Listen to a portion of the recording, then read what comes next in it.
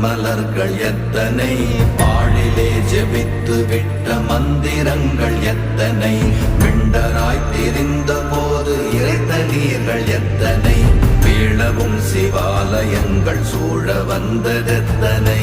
ஓம் நமச்சிவாய.